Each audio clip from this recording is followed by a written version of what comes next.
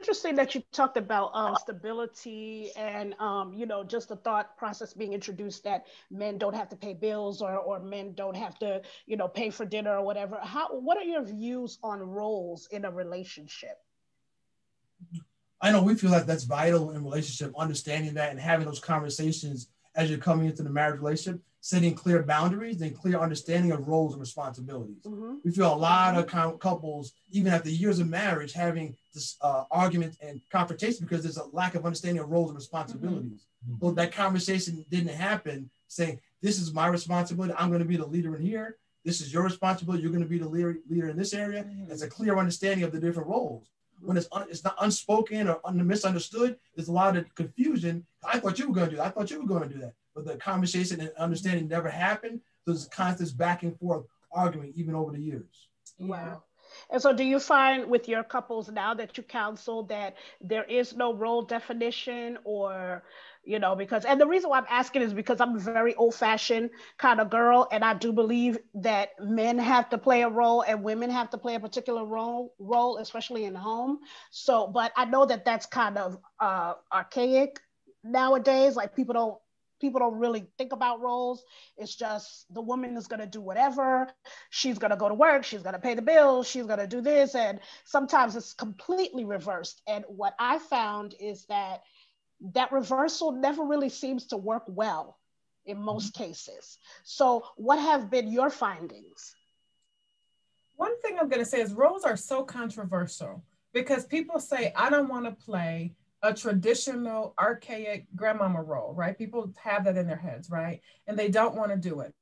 But I always challenge people that your grandmother was managed to stay married 75 years with those roles, right? You can't manage to stay together 15 minutes with your freedom, right? So one of the things we have to do, and I have seen some marriages work where the woman is the breadwinner, but the roles are clearly defined.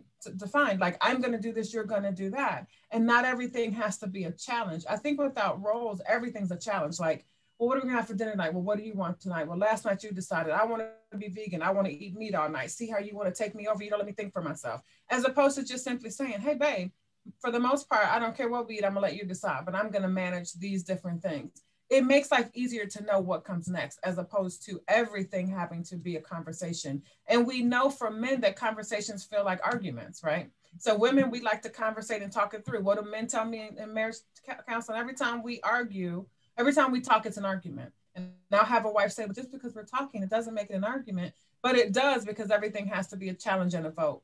So for me, roles help define what the normalized day-to-day is going to be. And that couple gets to decide it. We really push couples to say, what is it that you want? Like, your parents had a culture. Like, Darren's parents had a marriage culture.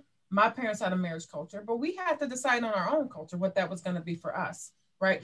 And some of it is archaic. I don't think Darren's grocery shopped in 20 years. But I'm also going to tell you, I haven't paid a household bill in 20 years either. But we decided to define it that way. So I will grocery shop all day because I'm not going to pay the mortgage, because we've decided that that's something he will do. But in some relationships, they say, let's do 50-50. And that works for people too, as long as they can agree that this is what we're going to do. And here's the trick. We're not going to let outside forces dictate to us what we should do.